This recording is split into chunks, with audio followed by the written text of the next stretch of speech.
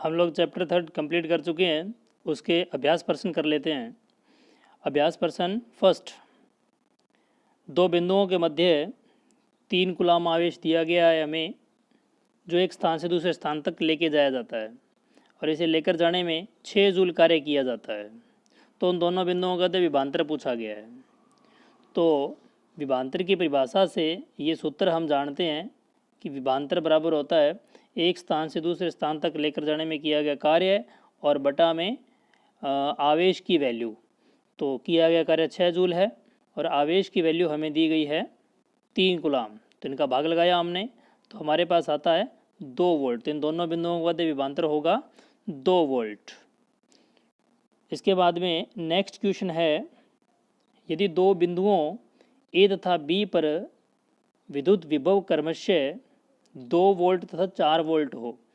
कहने का मतलब ए बिंदु पर तो विभव है 2 वोल्ट का और बी बिंदु पर विभव है 4 वोल्ट का। तो आगे हमें क्या दिया है, तब 8 माइक्रोकूलाम के बिंदु आवेश को बिंदु ए से बी तक लेकर जाने में किया गया कार्य ज्ञात करें। तो हमें जो दिया गया है वो हमने पहले मेंशन किया, ए बिंदु पर विभव, बी बिंदु पर विभव और इन दोनों के मध्य विभवांतर हमने ज्ञात कर लिया। बी के विभव में से ए के विभव को माइनस किया, विभवांतर ज्ञात कर लिया, क्योंकि हमें कार्य ज्ञात करना है। तो कार्य का सूत्र क्या होता है, लेकर गए आवेश की वैल्यू गुणा में उन दोनों बिंदुओं के मध्य विभवांतर, ये कार्य का सूत्र होता है। तो हमने ये सूत्र यूज़ किया और इसके अंदर हमने वैल्यू रख दी क्यू की 8 माइक्रोकूलाम और इन दोनों बिंदुओं के मध्य विभवांतर था 2, तो गुणा किया तो ये बन गया 16 गुणा 10 की पावर -6 जूल।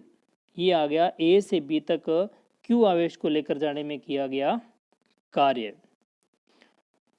तो नेक्स्ट क्वेश्चन है थर्ड, √2 मीटर भुजा के वर्ग के कोनों पर एक वर्ग है और इसकी भुजा की लंबाई √2 मीटर में है और इसके कोनों पर रखे गए हैं 100 माइक्रोकूलाम, -50 माइक्रोकूलाम और 20 माइक्रोकूलाम और एक -60 माइक्रोकूलाम के 4 आवेश और इनके कारण हमें इस के केंद्र पर, वर्ग के केंद्र पर हमें विभव का मान ज्ञात करना है। तो एक चित्र बनाते हैं।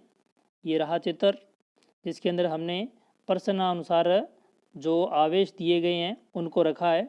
100 माइक्रोकूलाम को Q1 नाम दे दिया और 50 माइक्रोकूलाम को हम Q2 नाम दे देते हैं, Q2 नाम दे देते हैं और 20 को Q3 एंड इसी प्रकार से -8 को Q4। तो अगर हमें केंद्र पर विभव ज्ञात करना है तो हमें A से O तक की दूरी, B से O तक की दूरी, C से O तक की दूरी और D से O तक की दूरी को ज्ञात करना पड़ेगा। लेकिन वर्ग होने के चलते ये चारों दूरियां आपस में बराबर होगी, तो हम एक दूरी ज्ञात कर लेते हैं। तो एक दूरी ज्ञात करने के लिए हमने एक त्रिभुज की रचना की है। ये रहा त्रिभुज, इसकी हमने रचना की है। तो इस त्रिभुज के अंदर ये वाली भुजा और ये वाली भुजा आपस में बराबर होगी। क्यों बराबर होगी, क्योंकि जो ये कोण बन रहा है, ये वाला कोण और ये वाला कोण दोनों 45 डिग्री के हैं। तो ये कैसे पता चला 45 के हैं, क्योंकि ये जो वर्ग होता है इसमें ये कोण 90 डिग्री होता है और जो इनका विकिरण है यह इसको समद्विभाजित कर रहा है, दो सम आकृतियों में विभाजित कर रहा है, तो ये 45 हो गया। तो ये जो कोण जो दूसरा बचता है ये तो 90 है ही, एक 45 है, एक 90 है, तो तीसरा अपने आप ही 45 हो गया। तो दोनों कोण अगर ये 45-45 के हैं, ये दोनों कोण इधर 45-45 के हैं, तो इस स्थिति में ये दोनों भुजाएं भी तो लंबाई में क्या होगी, बराबर ही होगी। तो सर्वप्रथम हमने इस त्रिभुज जिसकी अभी चर्चा की इसका प्रयोग किया और इसमें हम लोग ये जानते हैं कि ये तो कर्ण है, ए ओ तो कर्ण है, इनमें से एक लंब हो गया और एक आधार हो गया। तो कर्ण स्क्वायर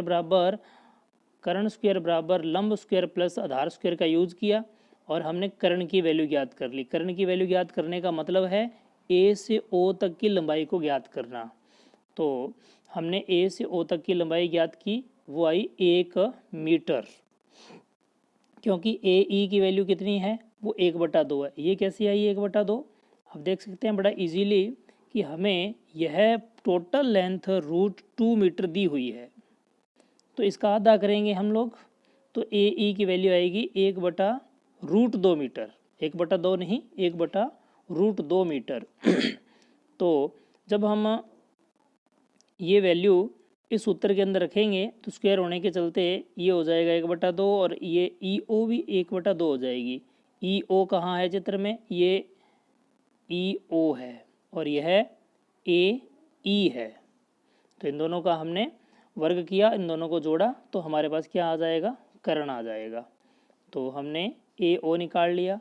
हमने ऊपर चर्चा की है, इसी प्रकार से ही ओ बी भी इसके बराबर है, ओ सी भी बराबर है, ओ डी भी बराबर है। चारों कोणों से केंद्र की दूरी समान है, वो है कितनी, 1 मीटर। तो इन दूरियों की जरूरत कहाँ पड़ेगी, विभव ज्ञात करते समय। इन चारों कोणों पर स्थित आवेशों के कारण केंद्र पर जब हम विभव निकालेंगे तो मान लेते हैं कि ए बिंदु पर जो आवेश है उसके कारण केंद्र पर विभव वी ए, बी के कारण वी बी, सी के कारण वी सी और डी के कारण वी डी है। और ये चारों बिंदु आवेश हैं और बिंदु आवेश के कारण जो विभव का सूत्र होता है वो क्या होता है, के क्यू अपॉन आर। आर क्या होती है, दूरी, कहाँ से कहाँ तक की, आवेश से उस बिंदु तक की जहाँ हमें विभव ज्ञात करना है। तो विभव हमें कहाँ ज्ञात करना था, केंद्र पर। तो फिर दूरियां कहाँ से होगी, उस आवेश से केंद्र तक की होगी, जो कितनी आई है, 1 मीटर। इसका मतलब चारों विभव में हमें दूरी कितनी मिल रही है, 1 मीटर ही मिल रही है। तो हम लोगों ने ए के कारण विभव के क्यू वन अपॉन ओ ए, बी के कारण विभव के क्यू अपन ओ बी है, जबकि दूरियां बराबर ही, और सी पर पड़े आवेश के कारण के क्यू 3/ओ सी विभव, और ये हो गया डी पर पड़े आवेश के कारण। तो कुल विभव निकालना है तो हमने इन सभी को योग कर दिया और के इन सभी में से कॉमन निकाल लिया, और ये दूरियां बराबर ही थी। तो ओ ए ये तो पड़ी है और ओ बी को भी हमने ओ ए लिख दिया, ओ सी को भी हमने ओ ए लिख दिया, ओ डी को भी हमने ओ ए लिख दिया, और इस कारण इनमें से ओ ए कॉमन आ गया। Q1, Q2, Q3, Q4 के मान ऊपर हमें दिए हुए हैं चित्र में, ये रहे, ये Q1 है, ये Q2 है, ये Q3 है, ये Q4 है। ये सभी मान हम लोगों ने इसके अंदर समीकरण में यहाँ पर रख दिए हैं, और इसके बाद में इसको हल किया हमने, और हल करने पर केंद्र पर जो विभव आता है वो आता है 9 × 10⁴ volt. Next question number 4, 3 × 10⁻⁸ coulomb तथा -2 × 10⁻⁸ कूलाम के दो आवेश परस्पर 15 सेंटीमीटर दूरी पर रखे हुए हैं। इन दोनों आवेशों को मिलाने वाली रेखा के किस बिंदु पर विभव शून्य होगा। तो हम लोगों ने ए और बी दो बिंदु लिए और इन पर हम लोगों ने आवेशों को रख लिया, और ए बिंदु पर हमने 3 × 10⁻⁸ को रख लिया और बी बिंदु पर हमने -2 × 10⁻⁸ कूलाम को रख लिया, और इन दोनों के बीच की दूरी कितनी मान ली, 15 सेंटीमीटर, जो कि पर्सन में दी हुई है। और अब जहाँ पर विभव शून्य होगा उसकी 3 स्थितियाँ संभव है। एक तो हो सकता है ए के इस ओर कोई ऐसा बिंदु मिले जहाँ विभव शून्य हो, ये भी हो सकता है कि बी के इस ओर बिंदु मिले जहाँ विभव शून्य हो, और ये भी हो सकता है ए और बी के बीच में ऐसा बिंदु मिले जहाँ पर विभव शून्य हो। सर्वप्रथम हमने कौन सी स्थिति पर विचार किया है, हमने इसके अंदर की स्थिति पर विचार किया है। हमने इस ए और बी के बीच में एक बिंदु सी मान लिया जहाँ पर विभव क्या है, शून्य है। तो सी पर विभव किस किस के कारण होगा, बिंदु सी पर विभव एक तो ए वाले आवेश के कारण होगा और एक बी वाले आवेश के कारण भी बिंदु सी पर विभव होगा, और इन दोनों विभव का जो बीजगणितीय योग है वो शून्य होना चाहिए। तो हमने बिंदु ए पर बिंदु सी पर ए के कारण विभव और बी के कारण सी पर विभव का बीजगणितीय योग किया, जिसको शून्य के बराबर ले लिया। तो ये दोनों ए और बी बिंदु आवेश है, और बिंदु आवेश के कारण हमें बिंदु सी पर विभव ज्ञात करना है, तो हमें दूरियों की भी ज़रूरत पड़ेगी। तो ए से सी तक की दूरी को हमने x मान लिया, और टोटल दूरी कितनी है 15 सेंटीमीटर। तो फिर बी से सी की दूरी कितनी हो जाएगी 15 माइनस एक्स। तो इन दूरियों का हमने प्रयोग किया, तो ए के कारण सी पर विभव निकालेंगे तो के क्यू क्या है ए पर स्थित आवेश, और बटा में एक्स क्या है ए से सी की दूरी, और माइनस क्यों आया क्योंकि इधर की आवेश की वैल्यू नेगेटिव है, तो इसके कारण विभव भी क्या होगा नेगेटिव होगा। तो के क्यू, ये क्यू कितना है 2 × 10⁻⁸ अपॉन आर क्या होती है दूरी, आर की वैल्यू है कितनी यहाँ 15 टोटल थी, एक्स इधर वाले की रहेगी दूरी, देखिए 15 तो टोटल दूरी थी, एक्स ए से सी तक की हो गई, तो पीछे कितनी बची, ये पीछे दूरी कितनी बची, ये बची 15 माइनस एक्स, तो उसको हमने यहाँ लिख दिया। फिर हमने इसका क्रॉस मल्टीप्लाई किया है, इस लाइन में क्रॉस मल्टीप्लाई किया है, और इसके बाद में हमने पक्षांतरण किया और हल किया, और x की वैल्यू हमारे पास आ गई 9 सेंटीमीटर। इसका मतलब x क्या है, x है ए आवेश से उस बिंदु की दूरी जहाँ पर विभव क्या है शून्य है। तो ए आवेश के दाईं ओर, ए आवेश के दाईं ओर 9 सेंटीमीटर दूरी पर, ए आवेश के दाईं ओर 9 सेंटीमीटर दूरी पर एक ऐसा बिंदु पाया जाएगा जहाँ पर विभव शून्य होगा। अब हम लोगों ने टोटल 3 संभावनाओं पर चर्चा की थी। दूसरी संभावना हो सकता है ये बिंदु बीच में न होकर के एक साइड में हम ले लें, बीच में बिंदु न लेकर के हम बी के दाईं ओर एक बिंदु ले लें, उस बिंदु का नाम है डी। जो हमने बिंदु लिया है उस बिंदु का नाम है डी, और डी पर यदि विभव शून्य है तो फिर ए के कारण डी पर विभव और बी के कारण डी पर विभव दोनों का जो बीजगणितीय योग होगा वो क्या होना चाहिए शून्य होना चाहिए। तो हम लोगों ने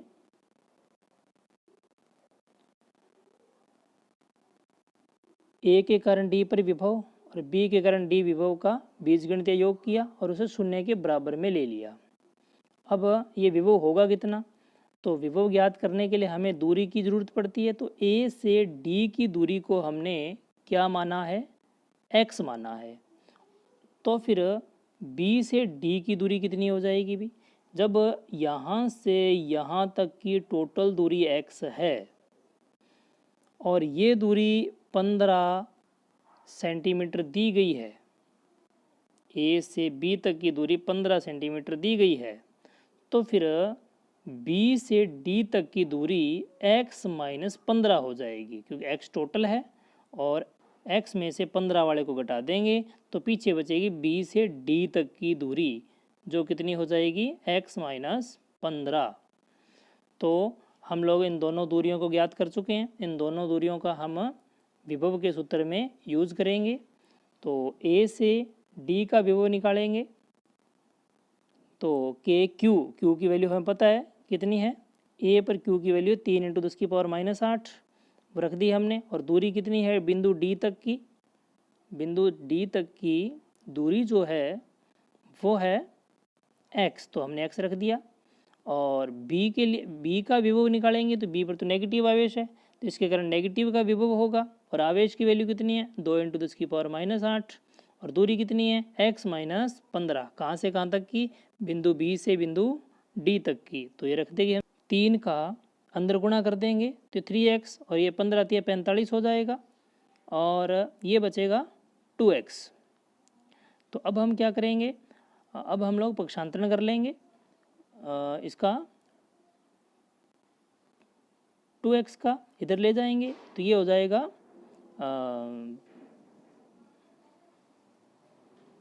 x, क्योंकि 3x है, ये इधर जाएगा तो माइनस का 2x, तो x बचेगा तो x बराबर क्या आ गया, x बराबर आ गया 45 सेंटीमीटर।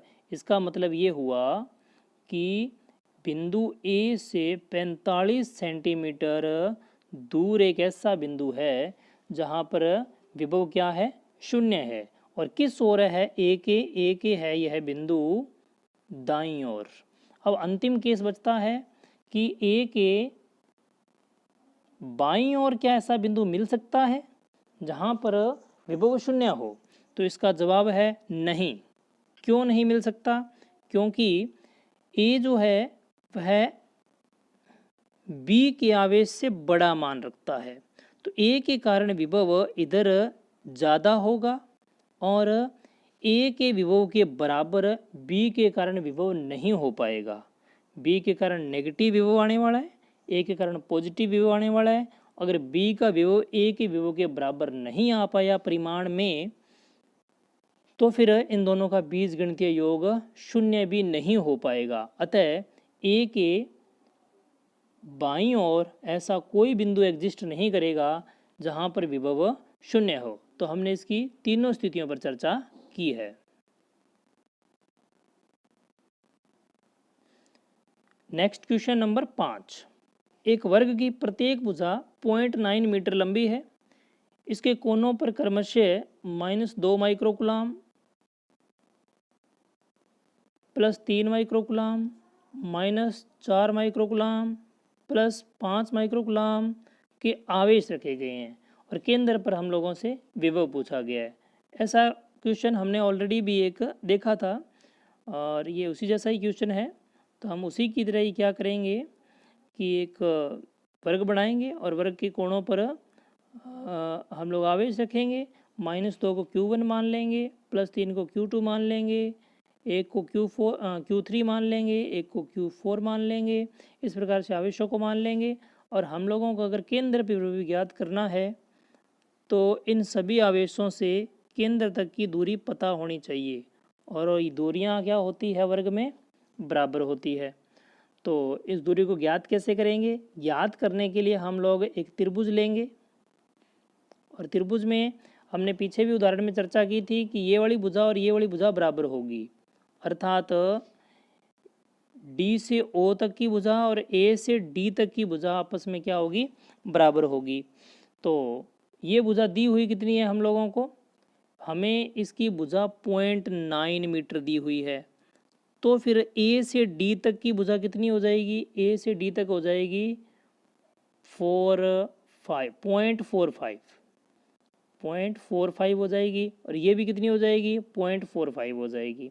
इन दोनों की मदद से हम लोग AO ज्ञात करेंगे और AO है क्या, इस त्रिभुज का कर्ण है। तो कर्ण कैसे ज्ञात होता है, कर्ण ज्ञात होता है, इनकी चर्चा हमने कर दी। ये कितनी है, 0.5 है, ये कितनी है, 0.5 है, अभी चर्चा हमने की। तो कर्ण कैसे ज्ञात होता है, कर्ण स्क्वायर बराबर लंब स्क्वायर प्लस आधार स्क्वायर। तो इन दोनों की वैल्यू हमने अभी चर्चा की थी, बताई थी आपको, 0.5, 0.45, 0.45 इसका हमने इसमें वैल्यू रखा और इसका जो वर्ग होगा वो लगभग 0.2025 आता है। तो हमने 0.20 पॉइंट के बाद 2 अंकों तक का लिया है हमने और ये 0.24 हो गया। तो इन दोनों को जोड़ा 0.4 हो गया और इसके बाद में हमने इसमें भाग लगा दिया। तो इसको पॉइंट को हटा दिया तो 10 बटा में आ गया, तो 4 का रूट 2 हो गया और 10 के ऊपर हमने रूट एक बार के लिए ऐसे ही छोड़ दिया। तो हमने ऊपर चर्चा की थी कि केंद्र से चारों कोणों की दूरियां क्या होगी, बराबर होगी और कितनी होगी, 2 × 10 की 2 बटा में रूट 10 मीटर होगी। तो O पर विभव कैसे ज्ञात करेंगे, इन चारों आवेशों के कारण जो विभव होगा उनका हम बीजगणितीय योग कर देंगे, जैसा हम पहले वाले उदाहरण में भी कर चुके हैं। दूरियां बराबर है सभी की सभी, तो ये सारी की सारी दूरियां बराबर होने के चलते क्या आ जाएगी, कॉमन आ जाएगी। तो इन दूरियों को हमने कॉमन OA के रूप में रख दिया। K सभी में है इनमें, तो हमने K भी क्या कर लिया, कॉमन निकाल लिया। तो फिर बीजगणितीय योग किनका हो जाएगा, आवेशों का हो जाएगा और आवेश हमें दिए हुए हैं पीछे उन सभी के मान हमने रख दिए। माइक्रो में है इसलिए हम लोगों ने इसे 10⁻⁻6 से गुणा कर दिया। और ओ ए का मान कितना आया था, 2/में। ओ ए का मान आया था 2/√10। तो 2 तो ये रहा, और बटा में जो √10 था वो ऊपर चला जाएगा, वो यहाँ आ गया, √10 यहाँ आ गया। तो अब हमने गुणा कर दिया इनको जोड़ दिया सभी को, इनको आवेशों को, और ये हमने इसका रिजल्ट निकाला 2, और इसको हमने हल किया। तो रूट जो 10 है, यहाँ अगर √9 होता तो हम कितना लिखते, 3 लिखते। तो ये लगभग 3 के पास ही है। तो अगर हम इसको 3 लिख लेते हैं तो 9 को 3 से गुणा करने पर 27 आ जाएगा लगभग में। और हम लोग इसका v का वैल्यू निकाल लेंगे 2.7 × 10⁻⁴, क्योंकि अब पावर 3 थी। तो जैसे पॉइंट हमने इधर लगाया तो इसकी एक पावर 3 से बढ़ करके कितनी हो गई, 4 हो गई। तो ये हो गए आज के 5 क्वेश्चन।